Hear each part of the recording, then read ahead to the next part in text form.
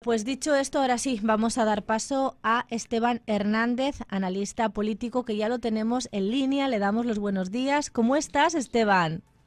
Buenos días, un gusto como siempre acompañarlos. Buenos días a ti, Adriana. ¿Cómo estás? Muy bien, muchísimas gracias. El gusto es nuestro por tenerte aquí y bueno, adelantábamos antes algunas de las noticias, ¿no? Del acontecer nacional, internacional y estábamos comentando precisamente cómo el presidente Donald Trump ha reafirmado su compromiso con la seguridad nacional y ha ordenado la deportación de Kilmar Abrego García, que es miembro presunto de la MS-13, pero a un tercer país, evitando pues enviarlo así a El Salvador.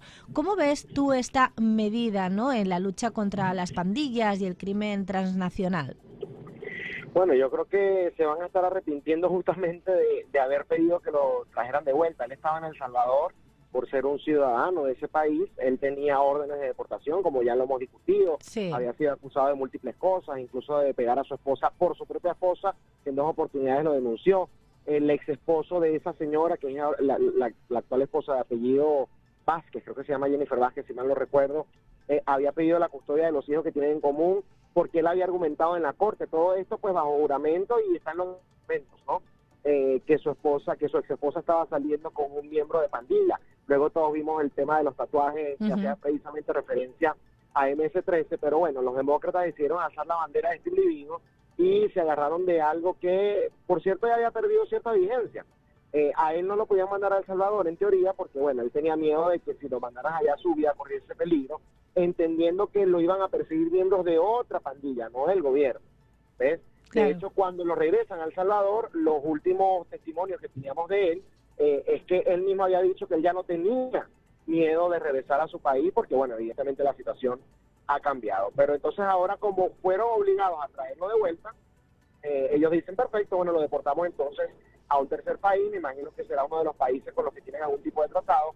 Muy probablemente terminen incluso en una zona en donde no conozca a nadie, por ejemplo en Sudán del Sur, ¿no? En donde hemos visto que han enviado a Sí. varios delincuentes de gran calibre y bueno, yo creo que se van a estar arrepintiendo de haber pedido entonces su retorno porque pasaron, como decimos nosotros en Venezuela, de Guatemala a Sí, Guatepeor. de Guatemala a Guatepeor definitivamente, pero esto también se traduce en un mensaje político, ¿no?, que está enviando pues a quienes violan las leyes migratorias de este país. No, no, totalmente, totalmente, y sobre todo en un caso que ha sido tan mediático y como te repito, Adrián, o sea, que los demócratas lo han tomado como una bandera. A mí me llama la atención los esfuerzos enormes que hicieron para incluso visitarlo en el propio Salvador. Estuvo aquí el senador del estado de Maryland que hasta una margarita se tomó con él cuando fue a visitarlo, porque bueno, andaban diciendo que estaba hasta muerto, ¿no? De eso incluso acusaron Sí, al recuerdo. gobierno de Bukele, sí. Y bueno, eso es lo que sucede cuando tú tomas como banderas a unos individuos que tú no deberías estar defendiendo. Yo defiendo el debido proceso y este señor había tenido su debido proceso. Ya tenía dos órdenes de deportaciones por distintas cortes, una la de inmigración y la otra la de apelaciones, y lo único que había evitado esa deportación era precisamente por el tema de que a El Salvador no podía ser enviado, bueno, por lo que ya expliqué, pero esa situación había cambiado y por supuesto que el mensaje acá que se envía es que las leyes están para cumplir. Claro que sí. Y por otro lado, otro tema que preocupa mucho y tiene que ver, ¿no?, pues con las células durmientes, ¿no? Dice el presidente Trump, enfatiza la amenaza real que representan estas células durmientes iraníes, me estoy refiriendo a las células durmientes iraníes dentro de Estados Unidos, y ha criticado la política migratoria permisiva de la administración Biden. ¿Qué importancia tiene este llamado a la seguridad nacional desde una perspectiva, en este caso que hablamos contigo, republicana? Bueno, mucha, pero mucha importancia. Lo primero que quiero decir es que el Departamento de Seguridad Nacional, eh, prácticamente de inmediato, ¿no?, en lo que Irán comenzó a tomar algún tipo de represalia bélica en contra de los Estados Unidos, ya había emitido la alerta. De hecho, estamos en alerta nacional a propósito de esas células dormidas hasta el 22 de septiembre, si mal no recuerdo, a finales de septiembre, creo que es el 22, porque efectivamente eso es algo real, ¿no? Ese es el modus operandi de este tipo de regímenes que además de ser ellos un país, no un estado como tal, financian células terroristas. Ya todo el mundo sabe, pues los nexos directos que tienen, por ejemplo, con Hezbollah, con el propio Hamas, y además también operan de esta manera con esas células dormidas, ¿no? Unos individuos que parecen normales, parecen no tener nexos, y bueno, cuando los activan, automáticamente comienzan a generar cualquier tipo de atentados, ¿no? Esto es algo que ya hemos visto en diversas oportunidades, se ha visto en Europa, se ha visto acá en los Estados Unidos. Entonces, primero yo creo que hay que aclarar eso, que ese es el modo operandi, que no es algo exagerado, que va más allá de lo político y que sí es un asunto de seguridad. Ahora, en el tema político, que es cuando él menciona las fronteras abiertas, ¿no?, de Joe Biden, hay varios informes de inteligencia que efectivamente apuntan a que hay presencia de terroristas acá que lograron pasar precisamente por la bajo esa frontera política de fronteras abiertas. A mí lo que me llama la atención es que cuando DeSantis, el gobernador de acá de la Florida, lo denunció, bueno, comenzaron los medios de inmediato a decir lo que siempre dicen, que eso es una teoría de la conspiración, que no hay pruebas de ello, y bueno, años después terminó corroborándose esa información como cierta. Yo creo que tiene que haber responsabilidad al momento de pues dar las informaciones, porque incluso si en aquel momento no hay información, si uno conoce cómo operan estos regímenes, el rol ahí del periodista y de los medios era investigar, no negar de buenas a primeras. Sí, lo que se siente es mucha preocupación, ¿no? En la calle, sobre todo la gente con todo lo que está pasando pues en el Medio Oriente, pensar en células durmientes iraníes ahora en estos momentos dentro de Estados Unidos genera miedo, genera terror. ¿Tú lo ves como que esta advertencia, ¿no?, por parte de Donald Trump puede movilizar al electorado conservador en este caso? Mira, yo creo que sí. De hecho, más allá de lo que está pasando alrededor de Donald Trump, creo que los demócratas continúan muy desarticulados. Ellos mismos no saben en estos momentos quién es el líder. Yo te puedo poner un ejemplo fácil, ¿no? Cuando uno habla, por ejemplo, del extremismo de izquierda del Partido Demócrata, los demócratas siempre se han dicho, no, son un grupo muy pequeño, ellos no lo representan. Ocasio-Cortez, Ilhan Omar, Bernie Sanders, Elizabeth Warren, son pocos.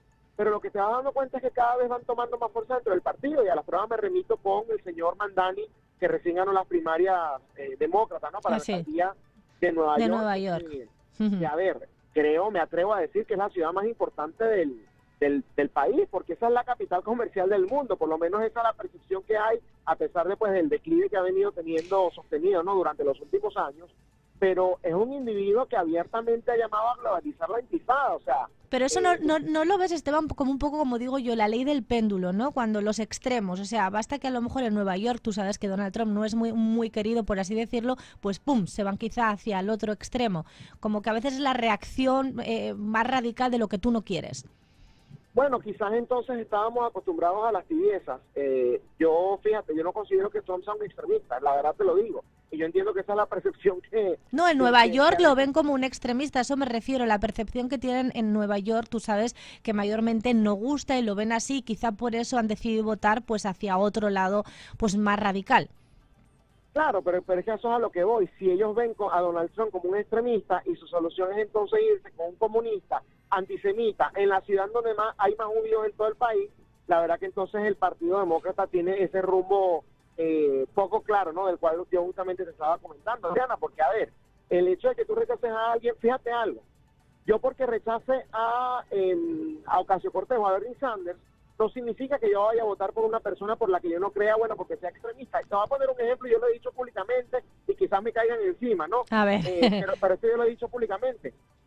Yo no voté por Marco Rubio en las elecciones de medio término, no voté por la demócrata tampoco, ¿no? Pero yo cuando voto por alguien, yo voto porque creo en sus ideas o no. Y bueno, a mí el caso de Marco Rubio, en su desempeño como senador, me dejó mucho que desear, me parece que es una veleta política, y en esa gente no confío. Entonces, ¿qué fue lo que hice? Yo no dije, bueno, voy a votar ahora por el izquierdista extremo. No voté ni por Partido Verde, ni por nadie que represente esas ideas. Voté por un tercer partido que fue el Libertario, sabiendo de que me iba a ganar. Pero bueno, yo dije, por lo menos, creo que en este caso me puede representar un poquito más ese, con 1% de los votos que sacó, como era de esperarse. Pero lo que te digo es que si esa es la solución para algunos, entonces, bueno, claro, lamentablemente van a hundir su ciudad. Este individuo está promoviendo políticas que en Venezuela he visto yo, o sea, directamente, fíjate que yo soy muy cuidadoso con el tema de cuando llamo chavista a alguien, ¿no? Claro. O términos, porque yo no quiero que se banalicen. En este caso, este señor está promoviendo lo que promovía Castro en Cuba y lo que promovió Hugo Chávez en Venezuela. Estamos hablando de mercados subsidiados por la alcaldía, estamos hablando de control de precios a la renta, de control de precios a los alimentos, porque para eso son los mercados, estamos hablando de quitarle los fondos a la policía, o sea, esa es la campaña de este individuo. Entonces, si Nueva York ya venía en crisis, bueno, van a ver entonces lo que es votar por este tipo de dinero. Ok, Esteban, has dicho algo súper interesante, ¿no? Que a mí también me gusta recalcar cuando estoy aquí en el programa, que uno puede ser demócrata o puede ser republicano, pero no necesariamente te tienes que casar, como decimos nosotros, pues con todos los que están en el partido demócrata o republicano, y no tampoco con todas las ideas, porque puede haber cosas que te gusten y cosas criticables. Y por eso me encanta cuando hacemos este tipo, pues, de análisis político, porque podemos sacar en la palestra diferentes temas y no estar de acuerdo, respetarnos, pero cosas incluso de nuestro propio partido que dices, pues lo han hecho fatal. Por eso voy a repetir la línea de teléfono por si alguien quiere llamarnos al 305-285-1260, 305-285-1260. Y también has dicho algo súper interesante respecto al Partido Demócrata, que efectivamente la gente no tiene claro quién es el líder en estos momentos en el Partido Demócrata, que falta liderazgo. No sé si lo van a encontrar o no lo van a encontrar tarde o temprano, pero yo sí veo que por este camino no hay que buscar a alguien, ¿no?, que tenga el liderazgo. Esteban. Y mira, lo llamativo es que cuando hacen las encuestas, ¿no? Y ojo, yo soy muy escéptico con todas las encuestas, pero al final toca analizarlas porque es la única cifra que uno tiene hasta el momento que haya una primaria, ¿no? Una elección como tal. Pero las encuestas que yo he visto dentro del Partido Demócrata, la mayoría de los votantes le da el liderazgo a Ocasio-Cortez, a Alexandria Ocasio-Cortez, la congresista de Nueva York. Sí. Que muy probablemente, yo no sé si decida lanzarse a presidente o no, pero si decide no hacerlo, muy probablemente se enfrente a Chuck Schumer en una primaria y muy probablemente le gane. Entonces va a pasar de ser congresista a ser senador, claro, y va a comenzar a crecer aún más dentro del partido. Entonces yo creo que si ese es el rumbo, bueno, van a seguir entonces por el camino que ya vieron el año pasado. Tenemos a una oyente, Gloria, en línea. Le damos los buenos días y la bienvenida. ¿Cómo estás, Gloria? Sí, buenos días, bien, muchísimas gracias. Gracias. Mira, a ti. yo recién acabo de sintonizar el programa de ustedes y escuché al joven que estaba hablando ahorita hace poquito. Yo sinceramente estoy muy de acuerdo con él en algunas cosas. A mí me parece muy triste, no porque sea musulmán, que de verdad New York vaya a quedar en manos de una persona socialista 100%. Obviamente la juventud, mucha gente joven votó por él, pero es que imagínese, tú sabes, él dice que va a duplicar el salario mínimo. Hay cosas que van a estar muy difíciles para él. Hablar es muy bonito, es precioso. Dice que, por ejemplo, para las madres solteras les está ofreciendo el daycare gratuito para los muchachos.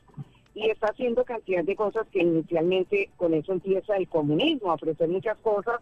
Entonces la gente se acomoda y ven que ya no van a tener que trabajar, ya van a tener el chequecito, van a tener el food stamps, etcétera, etcétera.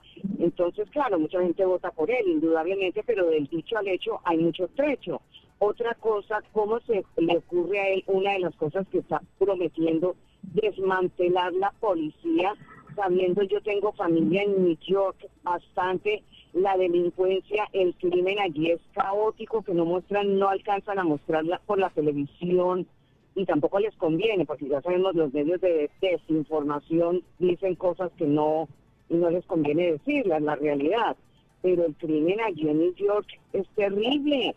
Y ahorita con la cantidad, no es que esté en contra de los inmigrantes, pero desafortunadamente sí ha llegado mucho inmigrante que no conviene para este país, como la gente del Tren Aragua, etcétera, etcétera.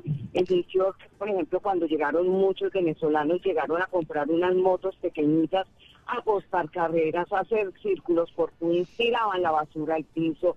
Eso era caótico, mi familia me contaba que era insostenible. No yendo lejos, mire, Eric Adams se cansó y dijo, ya no puedo más. El déficit también, la economía de México, ya no podía más ayudando a tanta gente. Bueno, de verdad, sinceramente le digo, me aterra que el musulmán y el York. Uy, se corta un poquito, Gloria. Pero no te escuchamos ya bien, se corta, pero Esteban, ¿qué quieres decir al respecto? Mira, más allá de que sea musulmán, porque eso es una religión y acá precisamente el libre derecho al culto no está protegido por la primera enmienda de este país. Claro que sí. El señor es un fundamentalista islámico, hay que hacer la diferencia. El señor es un fundamentalista islámico, es un individuo que ha llamado a globalizar la intifada. O sea, esos son los gritos que gritan, valga la redundancia, los grupos terroristas antisemitas, los grupos terroristas de Medio Oriente. Entonces ese es el individuo que escogieron una primaria y que muy probablemente vaya a ser el próximo alcalde de la ciudad. Fíjate lo que yo voy a decir. Yo tengo años criticando a Eric Adams, me parece que es un terrible alcalde, pero es el único que le puede ganar, es el único, y para ello se tiene que bajar el republicano y se tiene que bajar ya de manera oficial también Andrew Cuomo, que bueno, había participado en las primarias, perdió, y también estaba inscrito como independiente. Es la única manera, porque acá ya se trata no de tener diferencias ideológicas, acá se trata de una crisis como tal, estamos hablando de un fundamentalista islámico marxista. Eso yo creo que es una combinación terrible que, bueno, si lo escogen, ya ellos verán entonces los resultados en lo que vaya a ser su administración. Y eso es otra cosa, si usted votó por él, después no lo quiero viniendo a Florida para seguir promoviendo entonces ese tipo de políticas acá, porque bastante bien que estamos viviendo acá con el sistema. Las cosas un poco costosas, pero en gran medida es, bueno, por la cantidad de gente también que se está viniendo a este estado. Entonces, si van a emigrar, asegúrense de no promover las mismas políticas que destrozaron sus países, en el caso de los que viven en otros países, y sus estados, en el caso de los que viven en otros estados. Esteban, mira, vamos a hacer una